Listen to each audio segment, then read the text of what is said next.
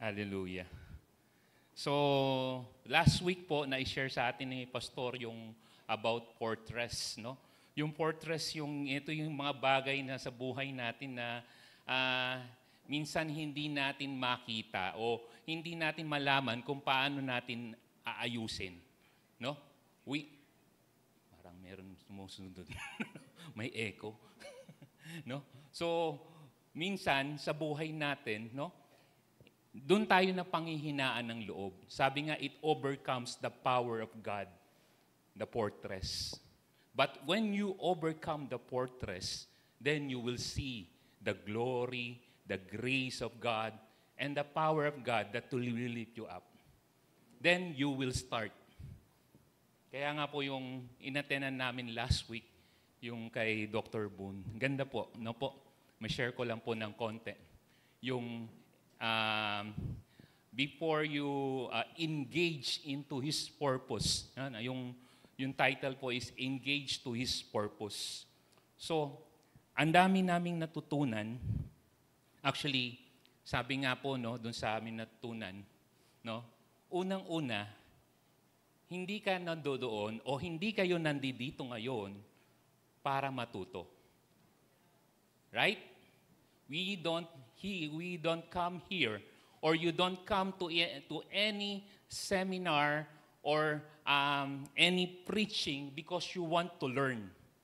No? You are there or you are here because we need to catch up. We need to capture. Kailangan nating kunin. Kailangan nating hawakan. Kasi kung learning lang yan, dito lang papasok yan. Sa utak lang. At wala nang gagawin yan, mag-i-stay lang sa utak mo, and then, hindi mo naman magagawa. Sino na nakagawa? Imagine, you learn something and you can do it right away. Tama ba? Minsan, naisip ko, nung nasa industry pa ako, binabasa ko, ma-attend ako nung mga seminar namin dati para maintindihan. Ngayon, pagkatapos ng seminar, sabi ko, okay na. Kaya ko na to. No? Hindi ito yung YouTuber, ha? Hindi ito yung mga YouTuber. So, ito yung mga natutunan mo sa trabaho. Ngayon, pagdating doon sa trabaho, nandiyan ito na, ginagawa mo na. Mali ata. So, immediately, hindi mo kaagad ma-apply. But if you learn to capture yung word, yung natutunan mo, you can immediately apply it doon sa ginagawa mo. Ano ibig ko sabihin? Yung capture po na sinasabi is hindi sa pamamagitan ng isipan. Hindi sa pamamagitan ng kalakasan or yung our own strength. The capture means you are applying it to your life. You are applying it to yourself. Pagdating sa trabaho, you're applying it to your job. Ano ba yung talagang ginagawa mo? Or sa ating buhay, ano ba talagang ginagawa natin? Why we need to capture it? We capture it because we need it. We capture it because kailangan natin yung ayusin yung isang bagay sa buhay po natin. Diba? Minsan, kailangan mo lang malaman, alam ko na yan. Tinuturo mo, Brad, alam ko na yan. I know it. Ilang beses na tinuturo natin yan eh. Kaya, ang ganda po, ang saya. At yung natutunan namin, sabi ko nga po, salamat sa Panginoon. Dahil, sabi nga, di ba, once you learn something from God, it's a new thing that God has given to you in order for you to overcome and renew. Ano renew? Yung mind? Yung puso? O yung spirito? We need to renew our heart to God, our relationship to God. Because our God wants us to draw our strength to Him, not to ourselves. Amen? Yan. Yun po yung aming natutunan. Before you engage into His purpose, know yourself. Then encounter the fortress. Then you can encounter the fortress po. Amen? Amen po. No? Yan. Hallelujah. Hinihingal pa ako. No po. Hallelujah. Today, I want to share no po, yung about the fruitfulness. Okay? Fruitfulness that abide. Sino may mga prutas na dito? Oh, naku, ala, nagtaasan. Okay. Pakitanong nga sa mga katabi nyo, may prutas ka na ba? Ano sagot? Anong sagot? Ha? Nasa palengke? Nasa palengke daw ang prutas. Nasa farm. Ayun. Nasa farm. So, ano yung tinutukoy na fruitfulness dito? Ang ganda ng drawing, no? Nakita ko. Naalala ko po kasi yung ano yan eh. Yung nakita ko yan. Sabi ko, naalala ko yung pinuntahan namin sa doon po kila sister. Farm din po siya ng strawberry. Strawberry po yan. Ay, strawberry. Sorry. Cherry. Yan, cherry. So, ang puno niyan ganito lang kataas. Simula dito hanggang diyan. Yan. Sala ko malalaki po puno niyan eh. Pero ang laki ganyan. Tapos ang trunk niya malalaki. In-interview ko pa yung nagpa-farm niyan. Ang sabi nila, the more na mas malaki ang trunk, the more nagiging hitik yung bunga nung cherry. And then yung kanyang stem papunta dun sa may sa fruit niya, mas matibay. So, ibig sabihin pag mas malaki yung trunk, mas matanda daw sabi nila, no? Pag masyadong old yung trunk, yung vine niya, sabi niya, mas malakas yung kapit ng prutas. Right? So how fruitfulness that abide. Ano ba yung abiding? What is abiding? What is abiding? Sabi doon, no?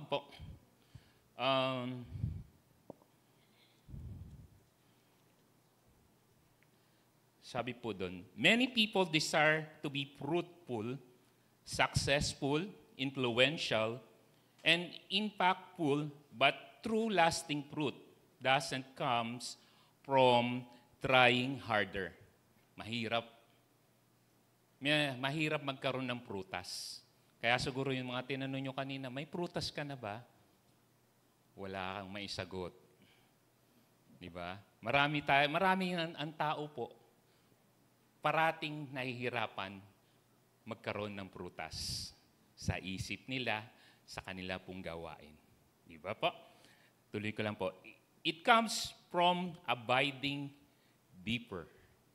Okay? In both the Old and New Testament, God reveals a simple principle. The key to fruitfulness is staying rooted in Him, in His Word, and His presence. Okay? Bigay ko lang po muna yung unang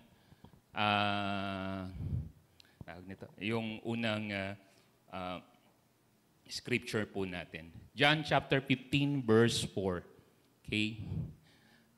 John chapter 15 verse 4, he says that, remain in me as I also remain in you.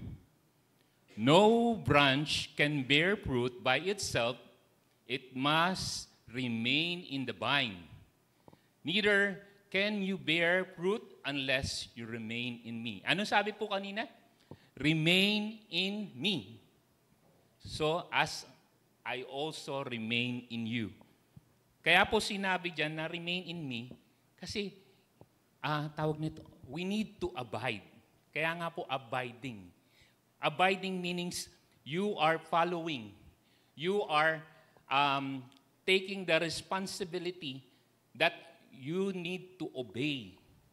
And the obedience, the explicit obedience, is very necessary. Amen? Okay.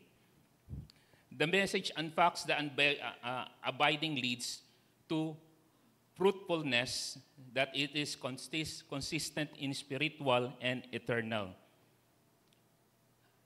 Okay. Fruitfulness, sabi po dun sa the fruit of the Holy Spirit, sino po may alam? The fruit of the Holy Spirit is love, joy, peace, ano pa? Kindness, goodness, faithfulness, gentleness, and self-control. Yun yung fruit of the Holy Spirit. Sana kaya sa atin yun? Aminin natin sa hindi, marami sa atin, halos wala pa. May nakalima na ba? Dalawa? Isa? We still need to do or to abide. That's why we cannot see the fruit of the Spirit. Yes, meron po, merong iba. Sabi nila self-control. Wow, isa po ako doon. Isa ako doon sa hindi nakaka-abide. Sabi nila love. Yes, love. Pero hindi ganun kalawak ang pagmamahal. Sabi nila joy. Pero in times of circumstance, wala. Sabi nila peace. Meron ba tayong kapayapaan? If we have some problems, if we have some issue, some circumstances in our lives. Sabi nila may kindness. Ilang tao na kaya yung nabigyan natin ng kindness? Sabi nila may goodness. Sabi po may faithfulness. And gentleness, and sabi nga, self-control. So makikita po natin, we still have some problem. We still need more to do in order to abide. I list some of the how we can do or how we can abide. Okay? How abiding leads to fruitfulness. First, fruitfulness requires relationship with God. In John chapter 15, verse 4 said, remain in me as I also remain in you. Right? So Jesus speaks not about the religious activity. Hindi po religious activity yung sinasabi ng Panginoon. It speaks about personal relationship with God. It speaks about how you walk with God. How you treat Him as your Lord and Savior. Kaya po, minsan sa amin pong life group, lalo na yung dinidiscuss ko po yung one-to-one natin. Di ba po, yung unang chapter doon is the salvation. Sino pa po nakakaalala? Yun yung unang chapter, salvation. So I managed to ask them yung question. No? Ang question doon is, paano mo malalaman na talagang inaccept mo ang Panginoon sa buhay mo? Right? And that question will answer kung ano ang relasyon mo sa ating Panginoon. How do you accept God as your Lord and Savior? How you accept God as your Lord in your life, in your family, in your work, in all the things that happen to you, in the circumstances that all happen to you, in your emotion, how you accept Jesus as your Lord and Savior. How you have a personal relationship with God. He said that fruitfulness requires relationship with Christ.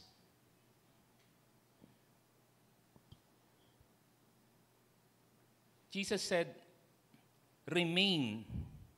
Abiding is about a continual connection with God. Because if you have no continual connection with God, or dating sinasabi ko, nasan ba si Jesus sa buhay mo? Si Jesus ba tinatago lang natin? O kailangan lang natin siya pag may Bible study, andyan si pastor, andyan si brother, si sister, or may fellowship, doon lang natin nilalabas si Jesus. Pero nakalimutan natin na dapat laging kasama. Ano yun? Parang na-recall ko yung sa TV, laging kasama. Meron pang ano. So, kailangan nating laging kasama. We are walking with Jesus and staying with Him. That's how you define your salvation. How do you find how you accept Christ as your Lord and Savior? Hindi yung inaccept ko si Jesus kasi alam ko siya makakatulong sa aking problema. Inaccept ko si Jesus kasi tawag nito, na-touch niya ako. Meron ba tayong nare-recall na ganon? Inaccept ko si Jesus kasi nakita ko sa Kanya o nakita ko sa kapatiran na maayos siya, lumalakad siya sa Panginoon. Yes, good example. Pero paano mo nakita si Kristo? Sa buhay mo mismo. Personally. When you accept Jesus Christ as your Lord and Savior. Did you follow Him every day? Did you have a connection with Him every day, every minute of your life? Tinatanong mo ba, Panginoon, tama ba itong gagawin ko? Panginoon, mapapagbibigyan ba kita ng kapurihan sa gagawin kong ito? O tsaka na muna yan. Wala naman nakakakita. Okay lang. At saka pakikisama lang yan para madala ko siya. So how we accept Jesus is by keeping our relationship with Him. Amen po? Amen. Okay, wag haba po ang baba. Okay, fruit is a result of effort. Fruit is not the result of effort. Okay, it is the result of intimacy with Christ. Yan yung sinasabi po natin na kailangan nating makita. We need to know how we are have intimate relationship with God, with Christ as our Lord and Savior. How we obey His Word. Remember, sabi, sa isa po na natutunan namin, sabi, God is not interested in your work. Hindi siya interested sa ginagawa mo ngayon, ang Panginoon. Kahit na nandyan ka, linggo-linggo, nandito ka, nagbibigay ka ng tithes and offering mo, sumasali ka sa fellowship, okay? Okay? Nandito ka, nagsishare ka, hindi po, hindi siya interesado. God is not interested. He is interested in your walk. God is interested in your walk with Him. That's why there is an intimacy in Christ. That's why He needs you and you alone with Him. Because without Him, we are nothing. Amen? Kaya po ganon. Abiding means we need to be with Him in prayer. Abiding means we need to be Him in our worship. Abiding means we have to be with Him even we obey and follow His word. Abiding means we are with Him when we trust Him with our lives. That's abiding. That's the intimacy. Lagi mong kasama. Lagi mo siyang nandito, lagi ka nasa tabi niya. O laging nasa tabi mo ang Panginoon. Di ba? We don't visit Christ occasionally. We live Him continually. Nandyan po ata yun. Wala. Okay?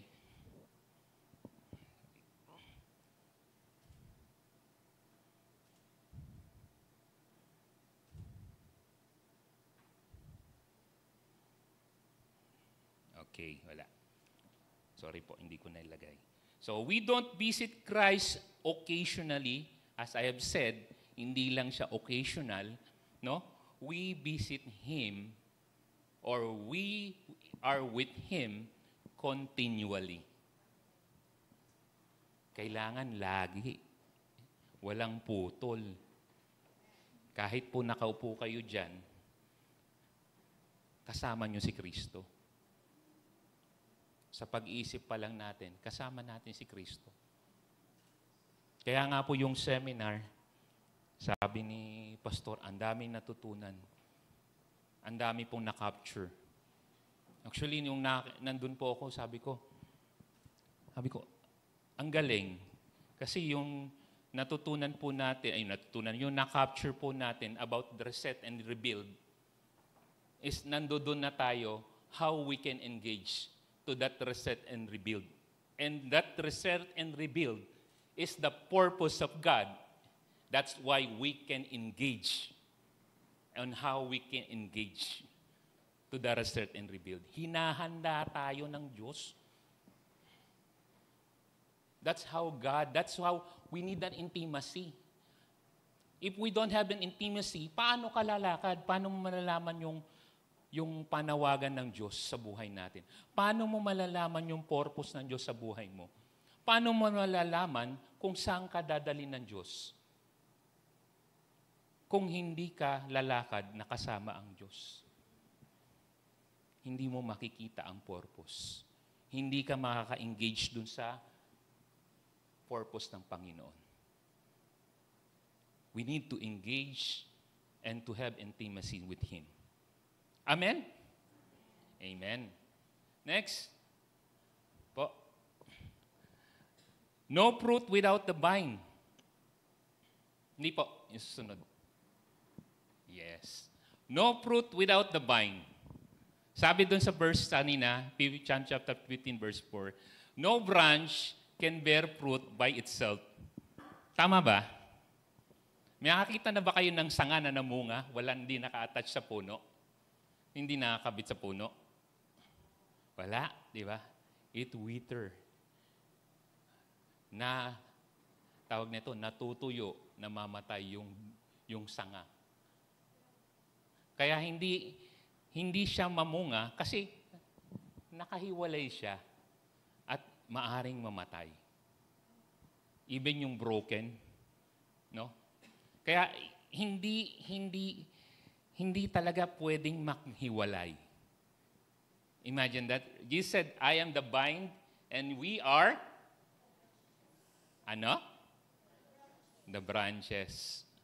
We are the vine and we are Jesus is the vine and we are the branches. So ibig sabihin, kailangan po naka-attach tayo. No? Jesus clarifies that you cannot bear fruit on your own.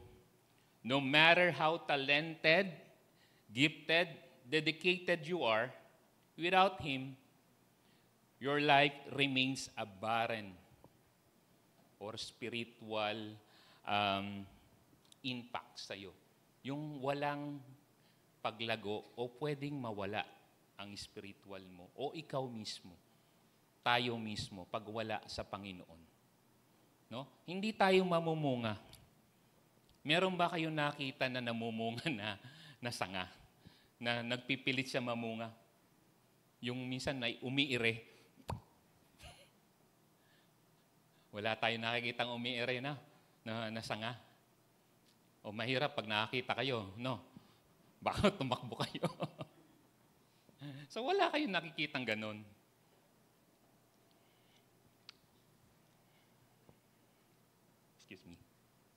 ah, wala tayo nakikita na nakahiwalay na sanga sa vine.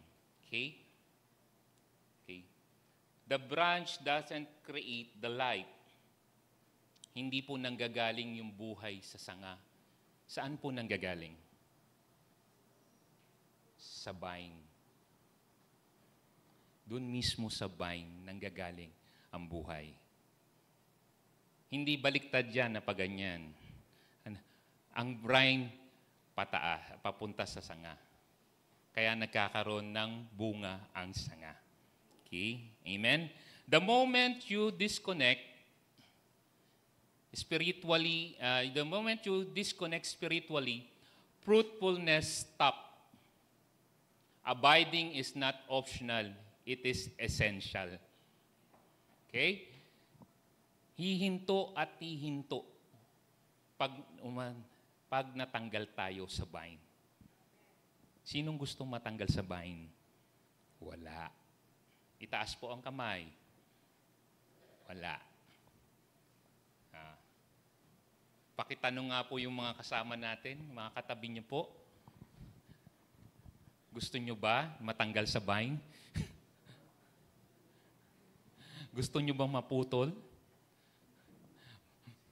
Mahirap pag nawala tayo sa vine. That's why yung kanina nga sabi, kailangan natin ng continuous intimacy with Him. Sabi po. Many believers are trying instead of abiding. Oh, yan yung sinasabi ko kanina. Maraming mga believer, yung trying hard, at saka yung mga tawag nito, KSP. Yung trying hard, yung bang pinipilit mo magkabunga, no? Yung spiritually, nagkabunga si brother o si sister kailangan magkabunga ako. Okay naman kasi tawag nito, nakikita mo yung ginagawa ng Panginoon sa kanila. So you want it to do it by yourself. Minsan ganun, tinatry natin. Kaso merong frustration. Merong mga level na hindi mo makakuha at hindi mo rin maintindihan. Kaya, ang tendency ngayon, napoprostrate ka. Bakit ako wala pang bunga? Bakit ako nandito pa rin din? Kaya, napoprostrate ka ngayon. No? So, you're trying hard to obey. But, instead of obey, you need to abide. What's the difference of abiding and obey, Brother Wine? Nag-obey and abide. Parehas lang yung brad. No. Obey is just you saying, yes, I will do. But abiding is giving yourself and you have the explicit obedience, obeying Him. That's abiding. That's a different meaning from the word obey and abiding. Nakuha niyo po? Amen po. Okay. Okay. You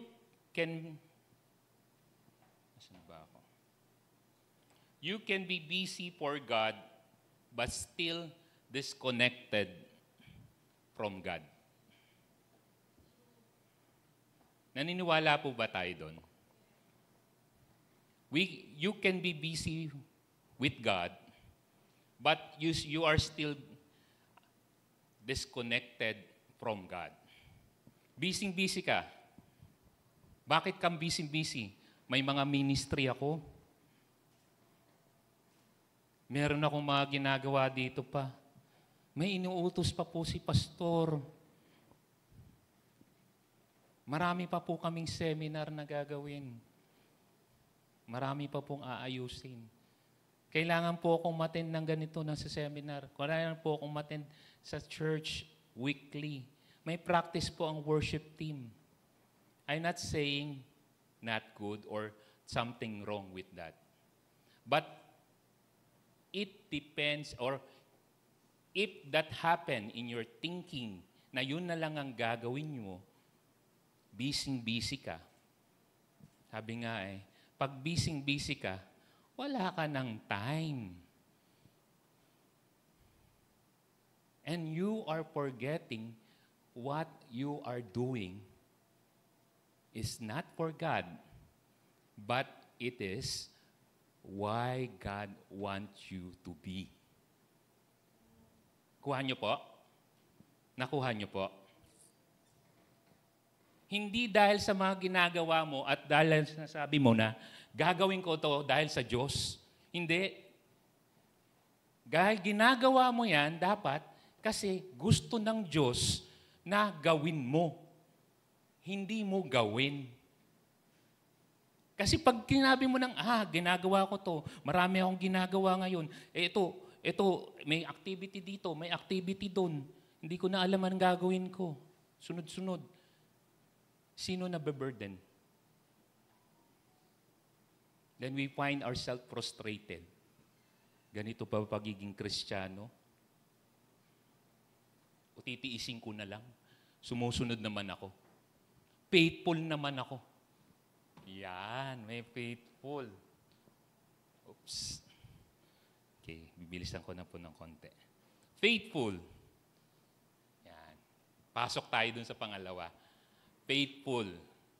Yan. Speaking of faithful. Hindi po, yung isa. Yes. Amen. Faithfulness without fruitfulness is dangerous. Okay. Let's define faithful. Ano po ba yung faithful? Faithful is very important. I'm not saying something wrong ang faithful. Faithful is our root. Remember, faithful is our root. Right? Ito yung angkla natin sa pananampalataya natin. Kumbaga sa ito yung mga ugat ng puno. Nakakapit ka sa pananampalataya mo. But fruitfulness is your fruit continuously coming from God. Okay? Faithful without fruit is dangerous. Bakit? Why? Brother Wayne, bakit? Pakitanong nga sa katabi nyo, faithful ka ba? Ha? Anong sagot? Ha? Faithful ka ba? Faithful ka ba? Sometimes we define faithful in a different way. Yes, faithful ako. Every week nandito ako sa church. Every seminar, nandito ako. I am here. I am faithful in my tithings. I'm faithful in obeying those leaders. I am faithful in obeying my pastor. No?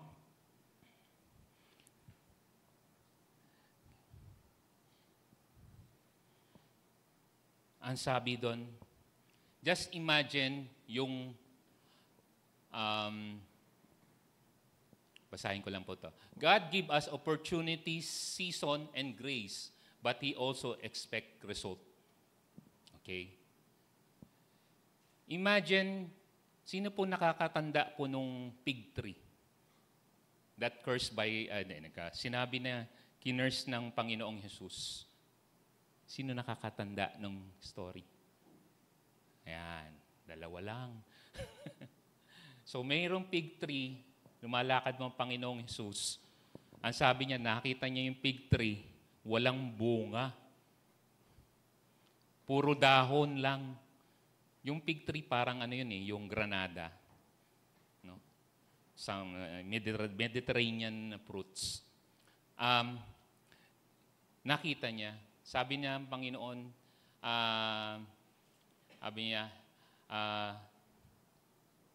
may you never bear fruit again. Immediately, the tree withered, namatay. Bakit ganun? Masyadong harsh ang Panginoong Jesus. Pinapakita ng Panginoon na tayo ay tinanim, nagkaroon tayo ng pananampalataya, rooted, no? Hindi lang dapat doon tayo makita ng Panginoon, pero dapat makita ng Diyos kung ano ang bunga mo. That's why instead of hindi niya na pakinakita yung bunga, kinurse niya yung fig tree. Amen? And also, God also asking us not only to be faithful. Sino may nakakaalam nung kanta na Make Me a Servant? Sino po? Matagal na pong kanta, kapanahonan ko pa.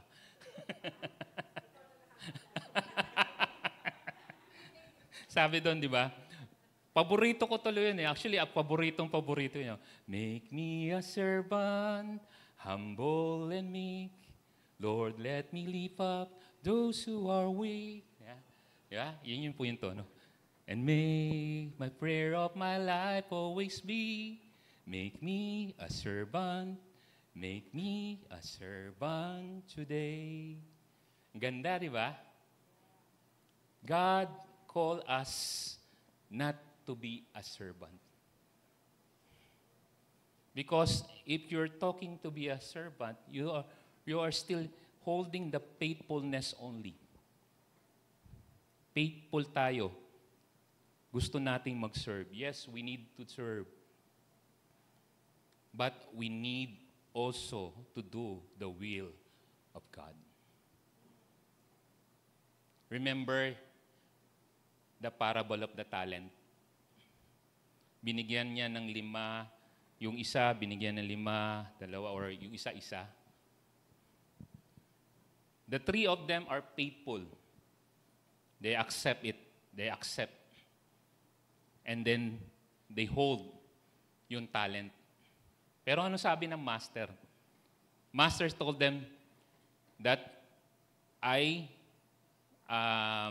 binigay ko sa inyo ito at pinagkakatiwala ko ito sa inyo upang ito'y palaguin nyo. Ano nangyari? Yung 2, sumunod. They are faithful and steward. Napagkatiwalaan sila ng Panginoon. Pero yung isa, faithful lang. Nakuha niyo po? Faithful lang yung isa.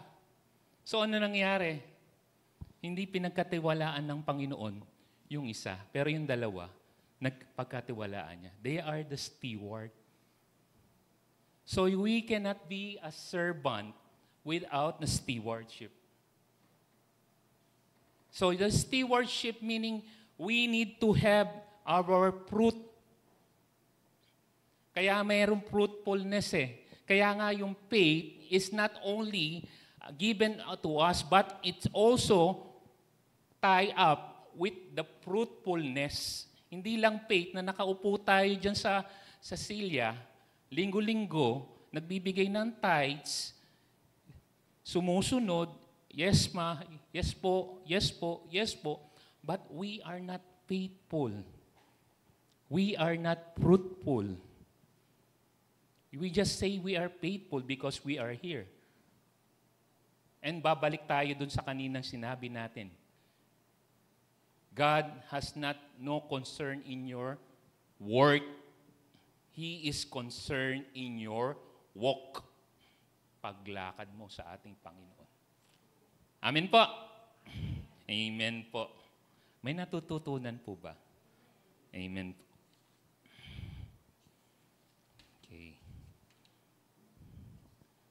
Nagmamadali na po. Okay. How in abiding is, yung susunod po, fruitfulness glorifies God. Meron pa pala.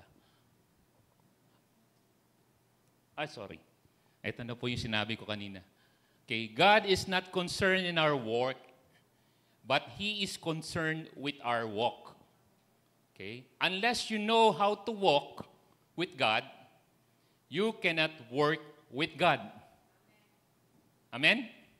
Unless you know how to walk with God, hanggat hindi ka lumalakad kasama ng ating Panginoon, hindi ka makakasamang katrabaho mo ang ating Diyos. Kasi ang gusto ng Panginoon, lagi mo siyang kasama. Lagi mo siyang katandem sa lahat ng ginagawa mo. Lagi mo siyang kausap. Lagi mo siyang tinatanong, Lord,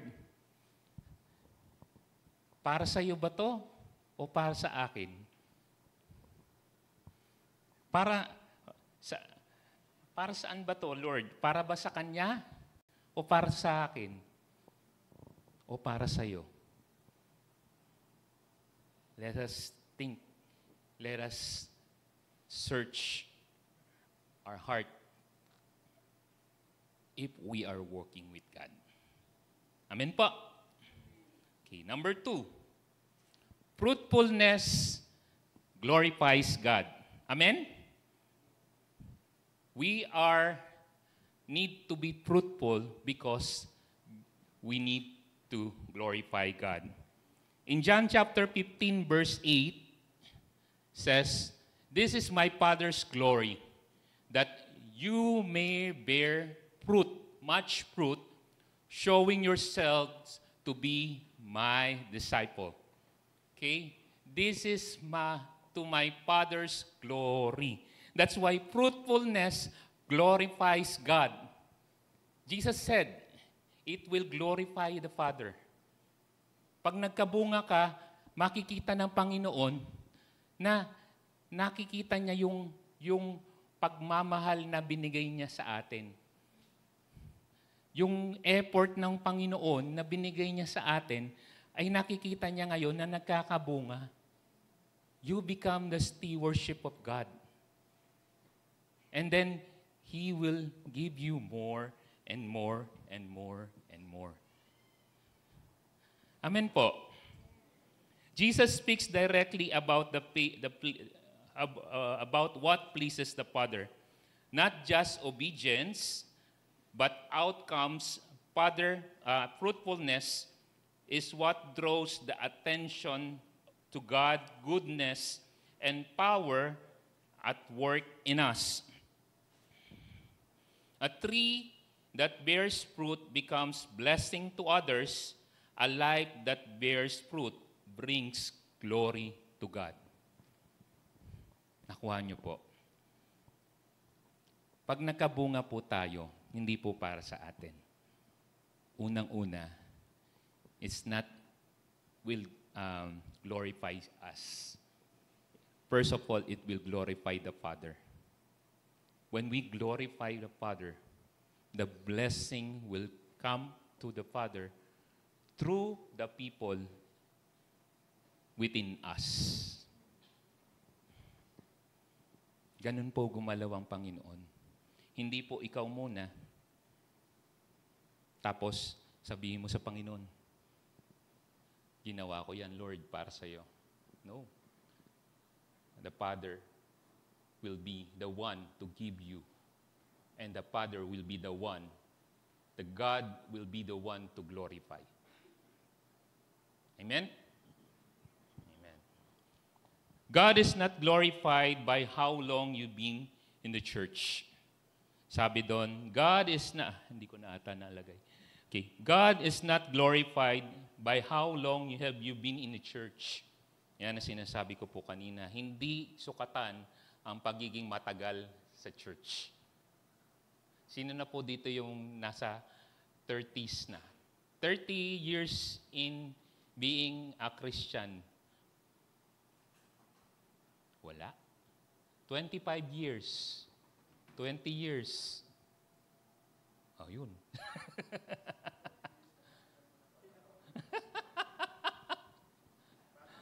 Bata pa si Pastor. 5 years, 10 years, 5 years, yan. O 1 year. Baka may 1 month pa, o 1 week. O may 1 day pa. Kahit na sino yung pinakabata, no? Sabi, hindi yan dahilan. Sabi po. But how much fruit your life produces to His kingdom. Ilan na ba yung prutas mo? Pakitanong nga sa mga katabi nyo. Ilan na po ba ang prutas nyo? Ha?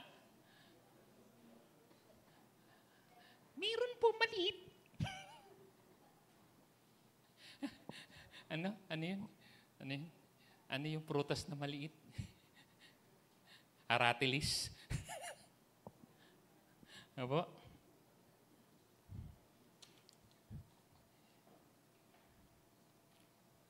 Fruit is not optional for disciple. Sorry.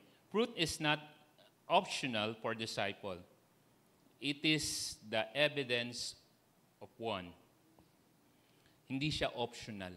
Kinakailangan meron kang prutas. God is not interested in religious routine without the spiritual result. Yung katulad ng sinasabi ko kanina, busy ka na pero wala namang resulta. Okay? So nakikita po natin, no? Kanina, remain in God, walk with God. Then, after walking God, sabi kanina, meron pa ba? God is not glorified. Oh, yes, okay. Sabi ko kanina, then you need to glorify God in your fruitfulness. And the last thing, sabi po, yung third po, fruitfulness reveals discipleship. Discipleship. Fruitfulness reveals discipleship. Sabi doon sa John chapter 15 verse 8, kanina,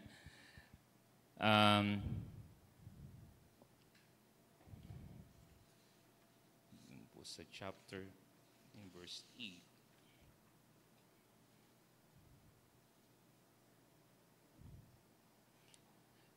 This is to my Father's glory, that you may bear fruit, showing yourself to be my disciple, as Jesus said. Okay, showing yourself to be my disciple. Jesus ties the fruitfulness directly to our identity as His disciple. So imagine, when you have the fruit, you are entitled to be as a disciple of Jesus. Ganon din po sa ating pong nasasakupan. If we want to be a disciple of God, we need to be fruitful. First, you have a faithfulness. Then, you need to be fruitful. Apo? Sabi po doon, through the discipleship, the true disciple don't just learn the word. Yun pala.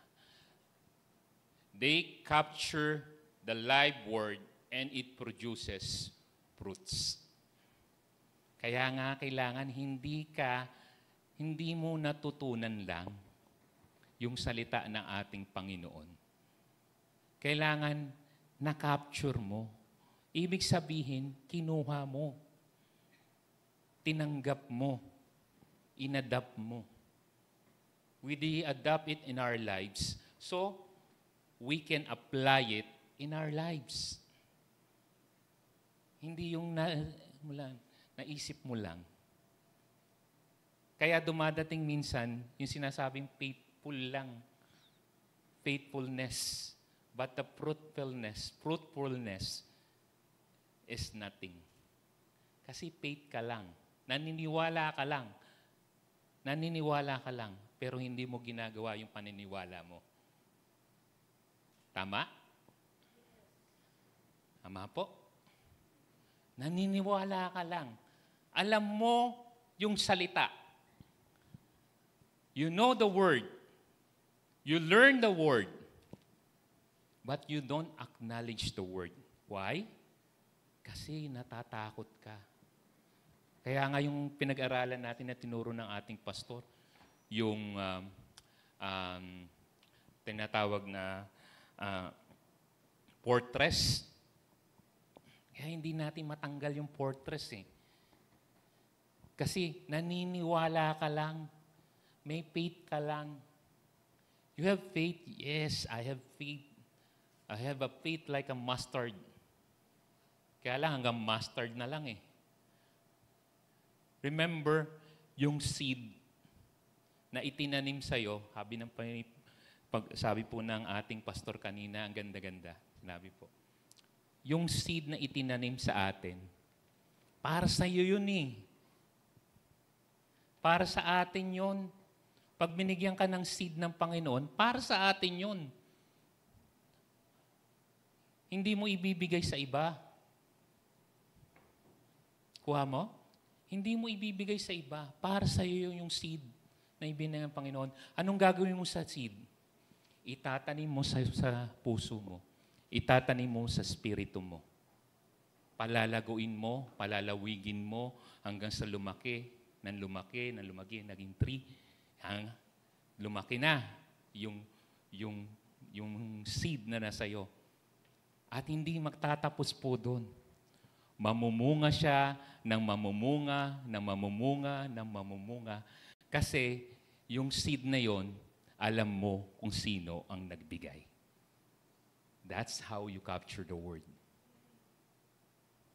That's how you learn how to manage the word in you, in your life, in your spirit, in your all surrounding.